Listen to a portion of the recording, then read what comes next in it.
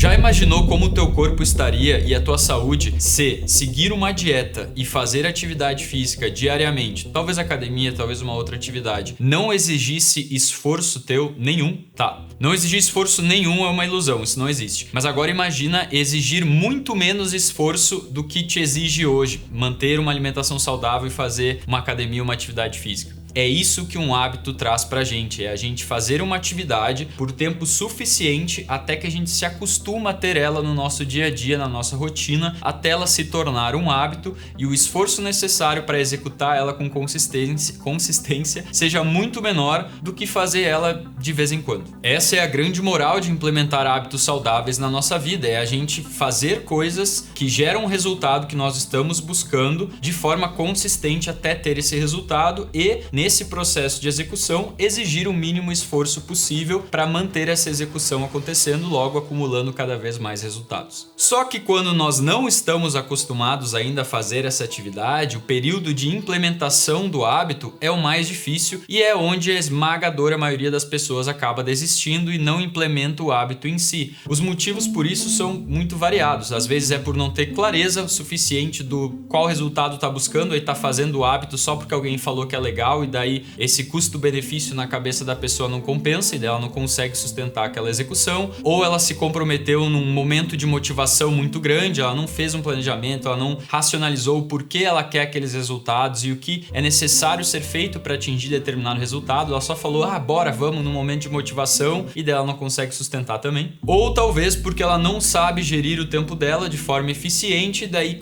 adicionar qualquer coisa dentro da rotina dela é muito difícil. Se é esse o teu caso, recomendo assistir o nosso canal avançado, Mentoria Titã, porque lá a gente faz conteúdo sobre gestão de tempo e como montar uma agenda de forma bem aprofundada e prática. Mas voltando para o assunto desse vídeo aqui, como a gente sabe que justamente essa parte de criar o hábito, de botar em prática no começo, no primeiro mês é a mais difícil, a gente fez um compilado dos hábitos mais fáceis de colocar em prática, de tu ter a maior probabilidade de conseguir sustentar essas atividades por tempo suficiente até elas virarem hábito. Desse modo, não só tu escolhendo um desses hábitos que a gente vai compartilhar contigo para colocar em prática e escolhe só um deles, porque daí a tua probabilidade de sucesso é maior do que tentar implementar vários de uma vez só. Colocando esse hábito em prática, passando pela jornada uma vez de forma consciente, escolhendo um hábito, te planejando, executando ele, construindo esse hábito, tu fazendo isso uma vez, vai ficar muito mais fácil fazer isso outras vezes. Então, todos esses hábitos que a gente vai te apresentar agora, escolhe um para colocar em prática. Ei, você, calma. Você que tem uns probleminhas na cabeça. Você mesmo, que gosta de novos desafios na vida. Que gosta de começar seus dias com um gostinho de superação. Conheça hoje mesmo Banho Frio. A ideia do banho frio é essa simplicidade mesmo. É desligar o aquecedor, seja de gás ou elétrico, entrar embaixo da água fria, controlar a respiração, tomar um banho normal. E antes que você, seu espertinho dos comentários, venha aqui nos comentários dizer tomo banho frio há 35 anos e nunca senti dificuldade nenhuma. Daí vai ver onde é que você mora, é Piauí ou Tocantins, né? Que no inverno faz aproximadamente 40 graus. Não, você não toma banho frio. Banho frio, a água tem que estar fria. Porque a ideia é sentir desconforto. A ideia é você conseguir controlar a sua respiração. Ela vai ter que ficar um pouco ofegante. Se a sua respiração não está ficando ofegante, nem levemente ofegante, é porque seu banho ainda não está frio. Já inventaram um banho quente, Gabriel. Por que você faz essa tortura com você mesmo? Porque, honestamente, é o hábito mais simples. E hoje em dia eu moro em Santos, moro em São Paulo, mas durante boa parte da minha vida eu acabei morando em Porto Alegre. Então, o inverno era muito gelado e o verão também não era grande coisa. Então, o banho frio estava sempre ao meu alcance. Eu encontrei um hábito então que eu podia fazer todos os dias no conforto da minha casa, que me treinava a sair da zona de conforto, me treinava a me sentir um pouquinho mais confortável no meu desconforto, me treinava a agir, e pode parecer tão bobo isso, mas me treinava a tomar um banho enquanto eu estivesse me sentindo desconfortável. É a mesma habilidade que quando você tá numa reunião, tem que expressar suas ideias e tá um pouco nervoso ou tá um pouco nervosa porque não quer falar na frente de todo mundo, ou tem que ir lá falar com o seu cliente, se posicionar, e você tá com receio do que ele vai pensar de você, do seu serviço. Esse mesmo desconforto que você sente nessas situações é o desconforto que você vai sentir aqui. Então, se você treinar a sair dele aqui, você vai ficar muito melhor lá também. Ei, você que tá com pouca paciência, que tem nos seus emojis recentes do WhatsApp o dedo do meio, você precisa experimentar agora meditação. Resultados comprovados por cientistas. Então, a meditação, na verdade, foi um dos hábitos mais difíceis que eu tentei implementar na minha vida já. Exatamente porque eu tentava sozinho. Inclusive, a primeira vez que eu tentei meditar foi em 2014 e foi uma tentativa totalmente frustrada, incentivada pelos meus amigos da época, que eu não conseguia ficar. Eles falavam: Gabriel, bota um cronômetro aí no teu relógio, bota um timer no teu celular e te concentra na respiração. Eu não conseguia ficar um minuto. Exatamente porque existem diversas técnicas, existem diversas maneiras de meditar, mas todas vão envolver algum formato de foco. Então, caso você queira tentar fazer esse hábito, eu recomendo que você pule essas tentativas sozinho e comece diretamente sendo guiado por alguém, com uma meditação guiada. Foi somente através das meditações guiadas que eu consegui finalmente desenvolver o hábito da meditação, anos depois que eu não tentei novamente. Então, existem diversos aplicativos hoje em dia, em português, gratuitos, que podem te ajudar nesse processo, caso tu entenda que tu queira testar a meditação. A gente vai deixar alguns aplicativos aqui aparecendo na tela. E o principal motivo que me fez insistir na meditação durante anos e fazer esse hábito durante sei lá quantos anos com bastante consistência foi porque eu enxerguei um benefício muito incrível, que foi a melhora drástica da minha agilidade emocional, podemos chamar assim. A meditação, independente de qual tu escolha fazer, pelo menos das experiências que eu tive, ela vai te ajudar a ter um respiro antes de reagir às situações do dia a dia. E pode parecer pouco isso, mas para quem tá com níveis elevados de estresse, ou pelo menos se coloca em situações estressantes no dia a dia, uma respiração pode ser a diferença entre xingar uma pessoa ou incentivar uma pessoa, entre fazer algo construtivo ou procrastinar, entre mandar todo mundo para aquele lugar.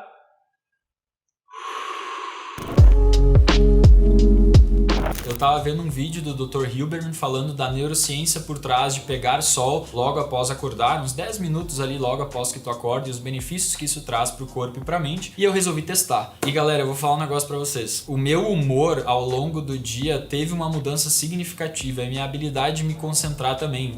Eu tava com um humor mais leve, o dia era mais fácil, né? E eu achei isso muito louco, porque era só pegar 10 minutos de sol logo após acordar, mas tinha outra coisa que isso me influenciava também, que eu notei que me influenciava, que eu acordava e eu já tava tipo na autocobrança, digamos assim, de fazer o dia acontecer. Aqueles primeiros 10 minutos no sol, e eu também aproveito para fazer a minha meditação naquele momento, meio que trava essa autocobrança, dá uma segurada nessa ansiedade de ter que ser produtivo ao longo do dia, que é uma coisa que eu constantemente tenho que ficar atento, e daí faz com que o meu dia seja mais leve, e por consequência a minha ansiedade não bate tão forte e eu consigo produzir mais ao longo do dia. Então eu recomendo fortemente esse. Galera, quando a gente está desidratado, a nossa capacidade física fica diminuída, nossa capacidade de foco também é afetada, a gente não consegue se concentrar direito porque a gente fica com sono também quando a gente está desidratado. Enfim, o nosso corpo precisa de água. Se tu tá desidratado, tu não tá operando numa capacidade que tu poderia estar, tanto mental quanto física, por simplesmente beber mais água ao longo do teu dia. Só que eu sei que quem não tem o hábito de beber água, porque eu não tive esse hábito por muitos anos, às vezes é difícil, a gente esquece. O segredo é tu ter, pelo menos foi pra mim e pra muitas pessoas que eu conheço, é ter uma garrafa de água contigo a todo momento. Eu não tô falando aquela garrafinha de 500 ml que tu compra no mercado, porque aquela ali é muito fácil de descartar, de esquecer, de deixar de lado. Idealmente é comprar uma garrafa, não precisa ser uma garrafa cara, mas comprar uma garrafa que não seja essa de 500 ml, que tu leva pra ti onde for, né? Porque como tu comprou ela é personalizada tua, tu não vai querer esquecer, tu não vai, né? A chance de tu esquecer é muito menor. E aqui dá pra combar com uma outra coisa que acontece, que é uma magia ali da mesa de trabalho, de ter algo comestível do lado do teu teclado, né? Aposto que tu já passou por isso também, de ter uma barra de chocolate do lado do teclado e, sem perceber, depois de uns 20 minutos aquela barra desapareceu e tu nem viu isso acontecendo, sendo que foi tu que comeu aquela barra inteira, né? O mesmo acontece com a água. Se tu deixa a tua garrafa de água ali do lado, e eu notei que deixar ela aberta facilita mais do que deixar ela fechada. Agora, se tu é uma pessoa estabanada, deixa ela fechada pra não derramar água na tua mesa. Mas enfim, deixar ela aberta ali, toda vez que tu olha, tu toma um golinho, 2 goles só, a mesma coisa acontece. Sem tu perceber, tu vai beber a garrafa inteira e depois deixar só encher ela de novo. E fica muito mais fácil criar o hábito de ficar bebendo água e se manter hidratado ao longo do dia fazendo isso. O cérebro vai agradecer, teu corpo vai agradecer, tua saúde vai agradecer, tu só tem a ganhar com isso. Nós já ensinamos, nós já falamos bastante sobre isso, inclusive, em um outro vídeo especificamente sobre o lazer. É um vídeo que a gente fala sobre como a maneira que você descansa afeta a sua vida. E nesse vídeo a gente explica a diferença do lazer zumbi para o lazer consciente. O lazer zumbi, sendo aquele lazer em que a gente simplesmente existe, em que o nosso foco é gastar o mínimo possível de energia. E o lazer consciente sendo aquela atividade que a gente conscientemente escolhe, né? Uma escolha para nos divertir. Que seja uma atividade que vai nos empolgar, que vai realmente nos tirar um pouquinho da zona de conforto, quem sabe, porque talvez a gente tenha que suar, talvez a gente tenha que se planejar, se organizar, mas que vai trazer aquele sentimento de empolgação, aquele sentimento de diversão que é tão importante. E durante muitos anos eu não fiz lazer consciente. Eu fazia simplesmente um lazer zumbi. Então eu passava a semana inteira trabalhando e eu estava tão exausto, eu me sentia tão cansado que eu simplesmente queria, nos momentos que eu tinha para descansar, seja no sábado ou no domingo geralmente, turnos que eu tinha, porque nem um dia off eu tinha, como eu expliquei anteriormente, eu queria simplesmente virar uma ameba. Eu deitava no sofá, botava Netflix, ia no supermercado, comprava comidas confortáveis, né? Aquelas comidas que eram prontas ali, que dão aquele monte de caloria, dão aquele boom de dopamina no nosso cérebro que a gente se sente letárgico quase. Eu queria ficar num estado letárgico. Só que o problema de ter só esse tipo de lazer é que, da mesma forma que a gente acumula muito estresse, se a gente não se diverte, se a gente não traz esse outro espectro da nossa vida, do nosso emocional, que é tão importante, a gente acaba sentindo, e provavelmente você já sentiu isso, depletado. É como se a sua criatividade no trabalho fosse sumindo, é como se a sua inspiração para trabalhar fosse diminuindo gradativamente, é como se a sua vontade de crescer no trabalho fosse se apaziguando. E aí quando a gente consegue fazer, geralmente, que é o que você já deve ter experienciado quando você fez de repente uma viagem com seu parceiro ou com sua parceira, você deve ter percebido que a sua empolgação para voltar ao trabalho deve ter aumentado. A sua vontade de voltar a trabalhar deve ter aparecido. Coisa que de repente no final de semana que você simplesmente existia, fazia lazer zumbi, não acontecia. E isso é muito verdade para mim. Quando a pandemia iniciou, eu e a Ana, a gente percebeu que a gente começou a ficar muito em casa. Claro, as coisas estavam fechadas e aqui em São Paulo, né, nós moramos em Santos, as coisas fecharam muito mais que lá no Rio Grande do Sul, que é onde morávamos antes. E a gente acabou se juntando meio que o útil ao agradável. A Ana trabalha muito no hospital, tá fazendo residência médica. Então quando chegava o final de semana, a gente acabava ficando aqui em casa. Mas principalmente para mim, que já trabalho em casa, nós temos o escritório em Alphaville, mas eu não vou todos os dias, isso acabou sendo muito prejudicial, eu não percebi. Porque eu acabei simplesmente ficando em casa existindo, não fazendo nada, eu e ela o dia inteiro no sofá, basicamente comendo e assistindo coisas na televisão. Eu acabava sentindo como se a semana emendasse na outra, a semana emendasse na outra, como se eu tivesse simplesmente dormido e acordado já era segunda-feira. E isso começou a me dar um desgaste emocional, que eu comecei a ter aversão ao trabalho. Porque isso era a minha mente dizendo, Gabriel, você precisa se divertir, só que eu não entendi durante muito tempo. E aí, com o auxílio de um dos hábitos que eu vou falar aqui, eu consegui entender isso e eu e a Ana começamos a nos comprometer a fazer pelo menos alguma atividade diferente na semana. Esse final de semana, por exemplo, hoje nós marcamos uma janta com um casal de amigos em que a gente vai fazer uma janta, eles vão trazer a sobremesa, a gente vai mostrar a nossa casa para eles que eles ainda não conhecem. Então, sempre tentar fazer uma atividade consciente de lazer que te divirta é fundamental para você conseguir manter a sua consciência sã e que vai te ajudar demais a manter a consistência nas coisas que são importantes para você.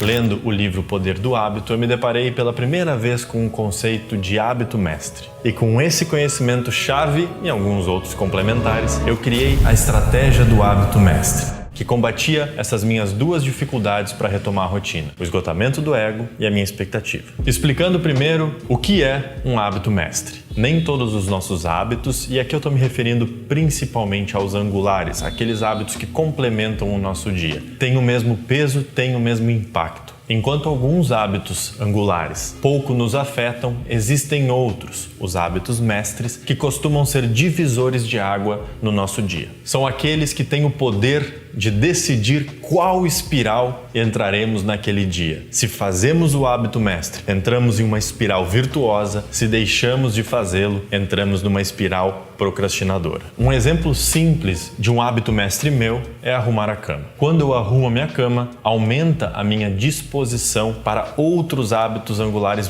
positivos meus, como por exemplo o banho frio, a meditação, fazer um café da manhã saudável. Resumindo, um hábito mestre é aquele que, quando feito, empurra o seu emocional para você fazer outros hábitos também bons para sua rotina. Então a primeira missão na estratégia do hábito mestre é você identificar e escolher um hábito mestre seu que você deixou de fazer na sua rotina. Talvez você identifique mais de um, mas escolha somente um. Agora, o segundo passo é você pegar uma agenda física ou um caderno, onde você irá anotar e escrever esse hábito mestre como um compromisso seu consigo mesmo pelos próximos 7 dias. Com isso feito, vem a parte mais importante da estratégia do hábito mestre: a maneira certa de fazer. Pelos próximos 7 dias, você precisa aceitar a ideia que o seu único compromisso relacionado aos seus hábitos angulares é com o seu hábito mestre. Todos os dias. No fim de cada dia, depois de ter já concluído o seu hábito mestre, você irá pegar essa sua agenda ou seu caderno e irá fazer um check, sinalizando que ele foi feito, que ele foi concluído. A única coisa que deve importar em relação aos seus hábitos é que você, pelos próximos 7 dias, cumpra todos os dias o seu hábito mestre. Apesar de parecer pouco, conforme os dias forem passando, você irá perceber que a sua empolgação vai aumentar e você começará a sentir vontade de fazer mais coisas. É a espiral virtuosa sendo alimentada pelo seu hábito mestre. Nesses casos, faça o que você sentir vontade. Se sentiu vontade de fazer um hábito a mais no seu dia, cumpra-o, não tem problema algum. Mas nos dias em que você não se sentir à vontade para fazer algo extra, tá tudo bem também, desde que você cumpra o seu hábito mestre todos os dias. Eu nunca precisei fazer a estratégia do hábito mestre por mais de 7 dias seguidos, sem que a minha rotina tivesse voltado ao normal. E eu espero que você consiga fazer o mesmo ou até antes. E em relação ao esgotamento do ego, a gente evita com que esse seja um problema porque a gente está se comprometendo com um desafio pequeno. E por mais que o nosso dia seja desafiador, a princípio teremos energia vital suficiente para cumpri-lo. E segundo, a nossa expectativa não está mais em sermos perfeitos, coisa que nunca seremos, coisa que eu nunca fui, pelo menos, e sim em conseguirmos concluir algo simples. E ao fazê-lo, nos sentiremos realizados, porque estaremos enxergando o progresso, assim como diz o princípio do progresso, que é um dos princípios mais importantes de todo o nosso trabalho aqui no Vida de Titã e também na Mentoria Titã. Bom, agora é só escolher um desses hábitos, aquele que mais te interessou, e fazer um comprometimento contigo de que por 30 dias tu vai executar esse hábito todos os dias, essa atividade, até ela se tornar um hábito. Para auxiliar nesse comprometimento, coloca aqui nos comentários qual foi o hábito que tu escolheu e volta daqui a 30 dias para compartilhar a tua história, como é que foi colocar esse hábito em prática, transformar essa atividade num hábito e quais são os benefícios que tu está observando e se essa jornada toda valeu a pena. Tamo junto. Show!